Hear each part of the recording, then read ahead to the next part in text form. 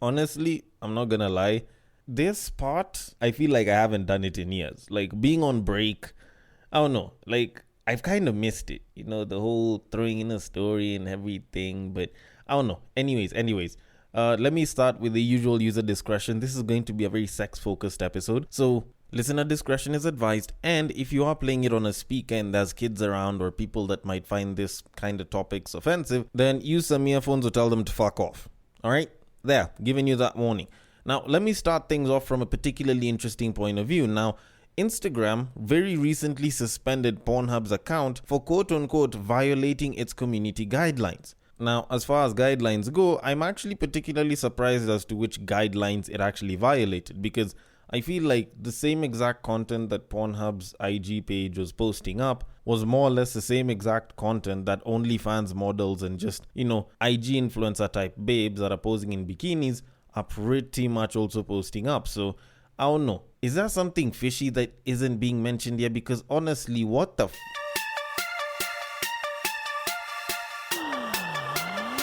Get ready for the battle of the sexes.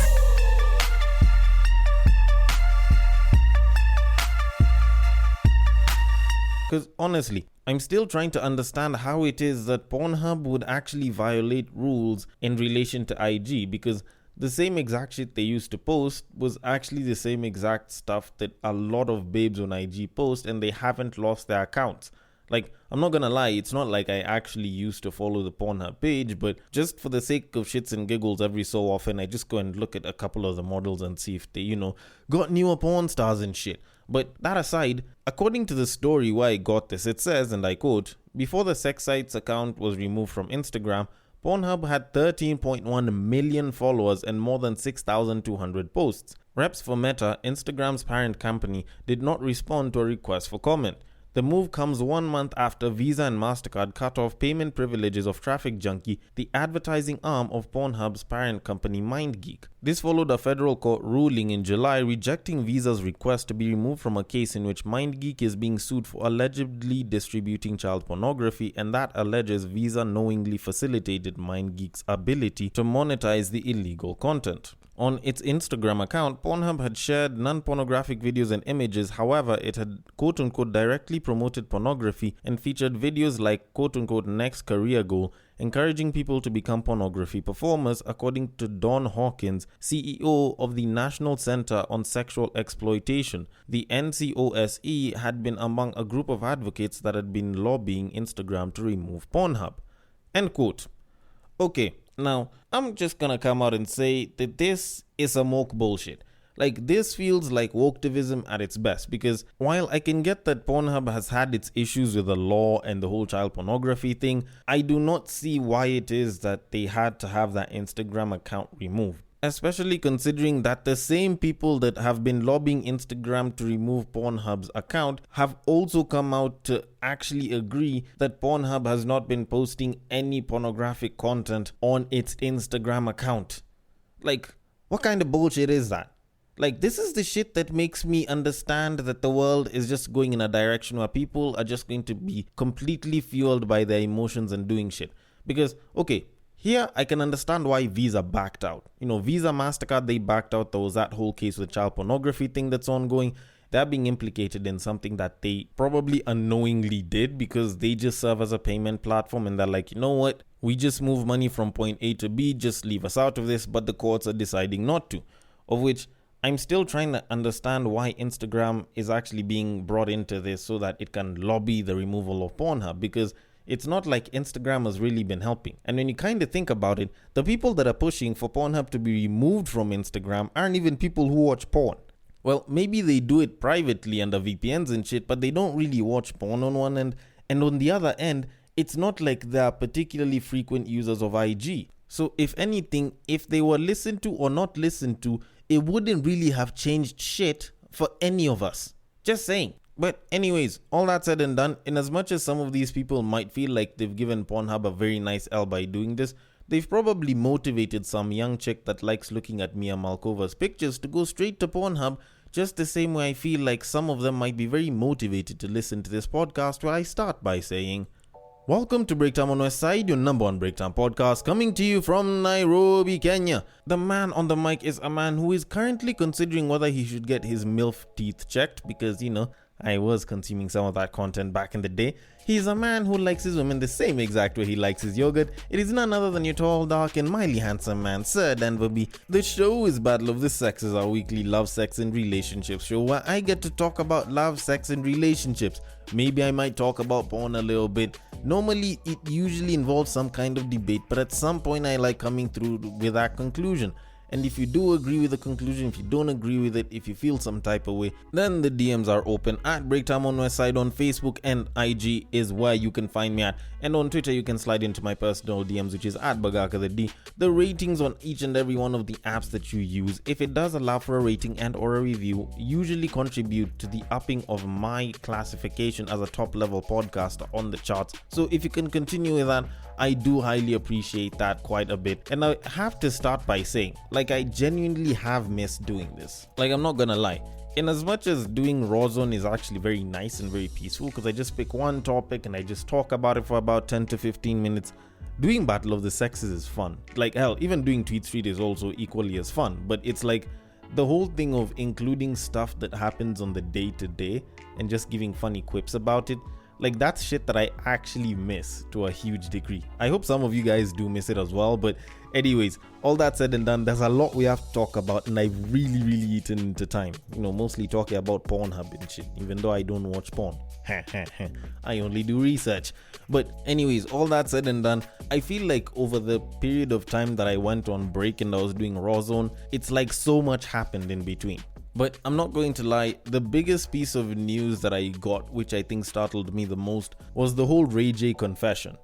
For those of y'all that don't really know about it or didn't really hear that much about it, apparently Ray J hopped onto Instagram Live and went all out on exposing exactly what happened with the entire sex tape between him and Kim K. And I know it's old news, it's stuff that I've spoken about before and it shouldn't mean jack shit, but it was actually particularly interesting, the full details that came out. And to put some context on everything, so apparently Kris Jenner was on, I think it's the Late Late Show with James Corden, and she was doing some truth test type game with a polygraph and shit. And at some point she was asked about the sex tape and whether she knew about it, of which she just said no.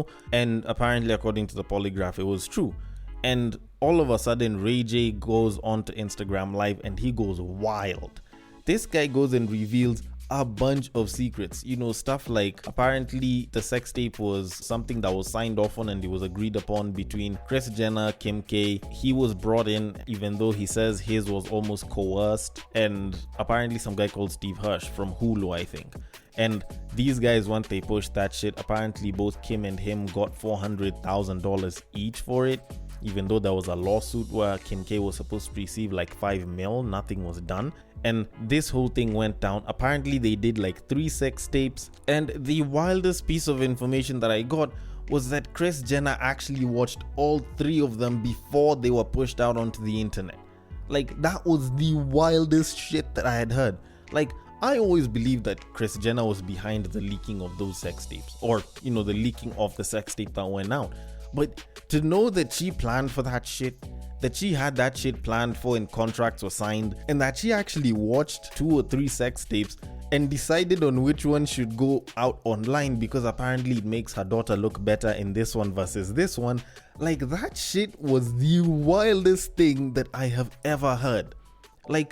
You looked at your daughter being screwed on camera and you're like, you know what? I think this one will work pretty well on the internet.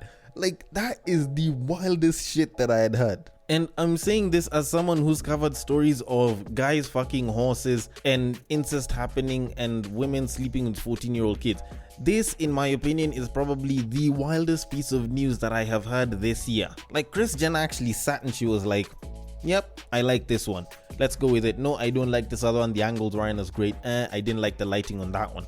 That's the kind of shit that she did with her daughter. Damn. I know that fame and, the money that can come with fame is big and shit. And, they used it to catapult themselves and they're billionaires now. It's all great and shit. But damn. Your own daughter? Damn. But anyways, let me compose myself for a second over here, because we have a main topic to do. This isn't Raw Zone, and the episode isn't ending right now. But hey, even though I was to end the episode right now, I feel like I've already had enough wild shit for one episode. Like, that's already enough. Like, we can pretty much end it here, just go home. But anyways, we do have a main topic to move on to, and I will leave it at that, and I will move it on to the main topic. So over the past couple of weeks, months, and episodes, I guess, I've been slowly trying to take on more sex-based topics, because I feel like, in as much as I'd like to say the whole, we don't talk about sex as much, we actually do, I don't feel like we talk about sex a lot from a guy's perspective. Nowadays, there's a lot of people who talk about sex, but it's very, open, liberal, it's trying to be balanced. And for a good chunk of the time, it sort of focuses on the babe because, it sounds like sex for dudes is particularly easy. But that's not necessarily the case. And I'm not just talking about whether you last 2 minutes or 2 hours. There's a lot of the nitty-gritties that happen in between that a lot of us guys never really talk about all that much. Stuff like how you're supposed to bang a babe disrespectfully. Now, there was a clip that I saw on IG over the past, I think, 2 weeks while we were on break from 8 at the Table, the podcast, and it featured a babe known as Courtney Shav. She tends to talk quite a bit about sex, and she said something about her preferences. Now, I'm going to play the clip for you, then we can talk about it, because I feel like there's something about her preferences which can kind of baffle guys a little bit that I feel like should be discussed at its very core. So here it is. Sometimes I like total domination in the bed. Like, you like from to a man. be dominated. I like to be dominated and fully dominated. Yeah. Okay. All right. It's a very wild kink. Of course you need a safe word, so I do have a safe word when it gets a little bit too much. I feel like some men are very scared when I say I have this domination kink, like I want to be dominated. They get very scared because they don't want to hurt me. So they're like, I'm like, yeah, you can slap me. You can call me out my name. You can do all these things, but I think it's very important outside of like having this domination, like wanting to be dominated. There's also, I need you to be, after we're done having sex, I need you to take care of me. It's the aftercare that's very, very important because we just went through something very traumatic. I've been through something very traumatic. So now I need you to kiss me on my forehead. I need you to tell me I'm beautiful, that, I care about you, and you cuddle me. I think that the aftercare is very important. Okay. First of all, if you're one of those people that watched the Kevin Hart clip about the safe word, or like watch the stand-up special where he was talking about the safe word, then it's probably certain that the first safe word you're going to think of is pineapples. But anyways, I'm not gonna lie, I feel like I've spoken about this before. The whole, fucking her disrespectfully, the whole being a little bit rough with it and everything. Like, I feel like I've spoken about it before, but I've never really given it like main topic treatment, I've mentioned it once or twice, but it's never really gotten like full-on main topic treatment. And it's mostly because I never really thought that there was that much to expound on it. Because, there's some people that are into BDSM, they like to be tied up, they like to be beaten, they like to be spat on, there's extremes to it, and, there's the very, very simple shits that go around it. But I feel like there's a lot that goes unsaid from the guy side when it comes to such shit, because there's actually like an entire process of doing this that seems very baffling for guys. Like, I'm gonna be very honest, I grew up in the 2000s when rom-coms were big, R&B songs were smashing hits, and I also grew up watching soaps with my mom, every evening on TV. Now, I'm gonna be very honest, my idea of shacking a babe was pretty straightforward. There was making love and there was fucking. It was simple as that. You didn't have to add too many things onto it. But nowadays, having dabbled a little bit here and there, having learned a few things from the babes here and there, you start to realize that babes want a certain kind of roughness whereby it's like you can't actually do that and be affectionate at the same time. Like, it just does not seem to make sense. Like, you can't slap a woman and call her bitch and then in 2 seconds say I love you. Like, it seems a little bit hard to do that. Like, you could do that with a kid because you're correcting them and you're pissed off, but when it's your shorty and there's laws against that shit, but she's into that kind of kink, it's not particularly easy. Although I do have to mention that there's actually something particularly interesting about this entire thing, because there's a very interesting contrast and difference of how women want to be treated in the streets and how women want to be treated in the sheets. Because in the streets they're like, oh, you're going to respect me, you're gonna treat me nicely, you're going to address me as your queen, and it seems like that's how you're supposed to treat a babe. Then when it's in the sheets, when you're in the bedroom, all of a sudden it's like, smack me around, choke me, talk dirty to me, make me your bitch. Like, all of that shit is wild. It is absolutely bloody wild. And interestingly enough, like, this is something that I've noticed. Maybe the fellas can tell me this, but for some reason it's like babes have been more open to kinks over the years. Like, babes have been getting kinkier and kinkier over the years, such that some kinks don't even feel like kinks anymore. Like, I'll give you a perfect example. Choking. How many babes like 10, 15 years ago would say that they wanted to be choked? Not that many. The people that would be like, oh, I was with a babe and she wanted me to choke her, were particularly few. Even in the mid 2010s, there wasn't that many babes that were like, oh, choke me baby, choke me baby. But nowadays, like, every single babe that lets you hit is like, oh yeah, I like it when you choke me. Like, when the fuck did this shit become mainstream? It doesn't even feel like it's a kink anymore. Like, it feels like it's a regular part of sex nowadays. So it's like, if you're not choking the babe, my nigga, it's like you didn't do something over there. You get me? Like, this is some shit that I've been finding out quite a bit. I don't know, maybe it's some of the babes that I've been chilling with, maybe it's the kind of babes that I'm attracting. I don't know, maybe the fellas should tell me this, or maybe the babes should also tell me this, because y'all talk amongst yourselves. Is this whole choking thing becoming a little too mainstream, that it's no longer considered a kink anymore, that it's just a part of sex? Like, I really want to know that for myself. Now, that said, I am going to admit that in as much as, the whole kinky thing is becoming a little bit more interesting and babes are really leaning into their kinks and shit, I actually have to admit that for some reason, it's like there's too many babes that are becoming so kinky. And interestingly enough, a lot of those babes that have a lot of those kinks, it's like they're a lot higher up in like the corporate ladder or some shit, or they're making more money, or they just call themselves independent and shit. Like, don't get me wrong, I'm not saying that other babes don't, it's just that it seems like it's becoming a thing. And I'm not gonna lie, like, this is probably leading absolutely nowhere, but I have this very, very interesting theory that I pulled out of my ass about an hour or two before I started recording, which was when I was prepping for this episode. And it's pretty much that a lot of these so-called dominant, independent, modern type babes that are there will actually be more into those kinky sides of themselves, because subconsciously that's more or less the best place where they can actually be submissive. Now, just roll with me on this one. I know it sounds like absolute bull and it might even be bull, but just roll with me on this one.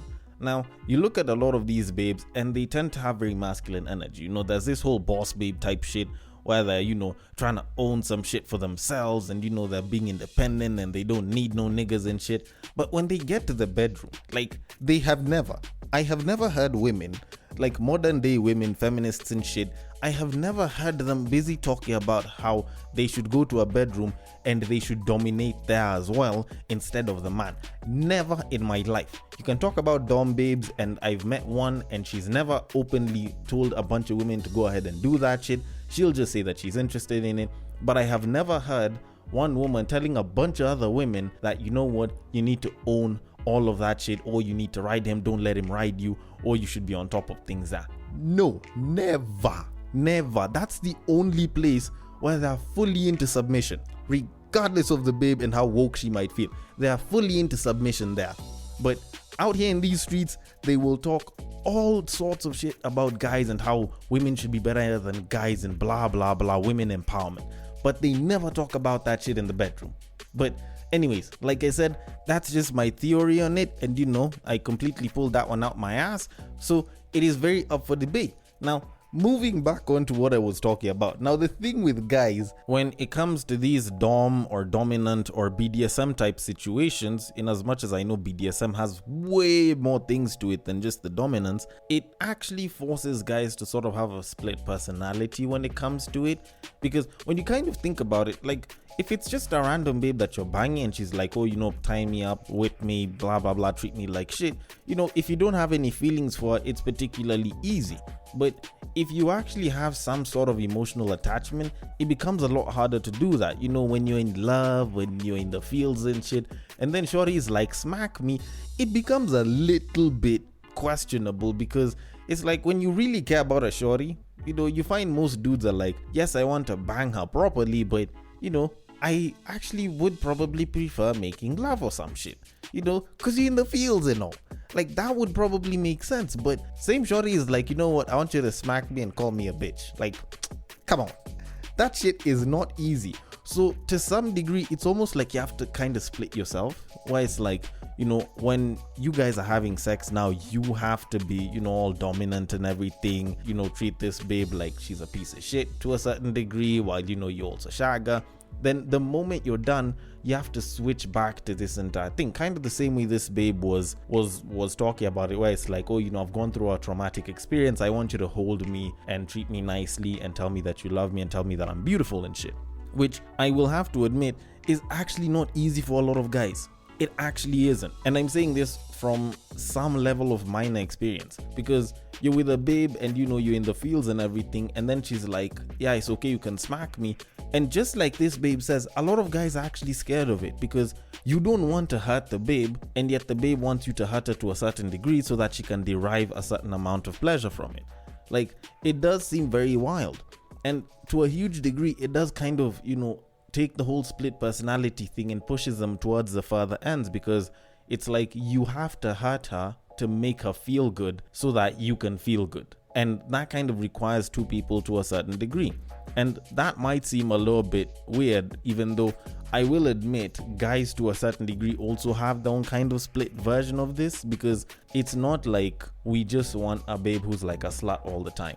You know, we want her to be a slut in the bedroom and, you know, to be all into the sex and everything and, you know, ready to go and all. But at the same time, we want her to be a lady in the streets and, you know, to look like this babe that every guy wants to be with but no one can have. And yet we still want them to be, you know, very sexual, very sensual and shit, especially when we're in private and all.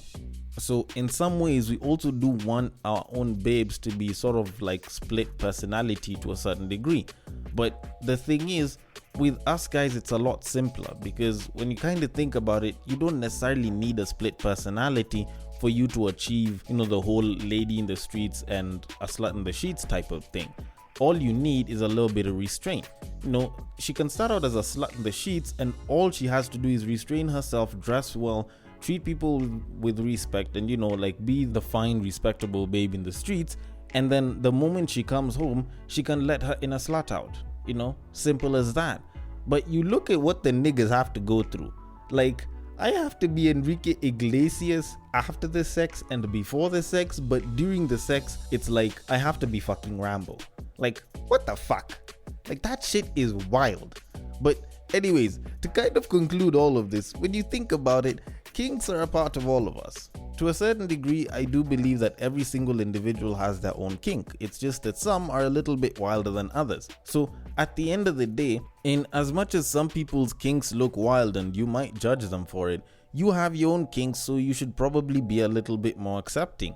And if your partner has kinks, maybe you should try, you know, adapting yourself a little bit, even though that might involve you having some level of a split personality to accommodate that kind of kink, because at the end of the day, sex might be about your pleasure, but it's also about the other person's pleasure as well. And to kind of think about it, when you think of the niche sort of babes that have very, very interesting and wild kinks, it's kind of like having a classic 70s car. In as much as you can have the modern car where it's like, oh, you know, it's just push to start as long as you have the key in and, you know, you get up and you go. With a 70s car, you have to be a little bit more delicate. There's an entire process around it, and it might seem like it's a wild idea for someone to take that and drive it every so often, but when it comes down to it, the people that actually do like driving that car actually enjoy it quite a lot. But anyways, I might be wrong about this shit. Maybe I know too little about the entire world of BDSM, so I want your thoughts on this. The DMs are open on IG, on Facebook, it is at Breaktime, on our side, on Twitter, it is at Bagaka the D. Thank you so much for listening all the way till the end, and if you are listening through Castbox, feel free to drop your thoughts and comments below, and I will attend to them accordingly, and I will catch you guys on the next break.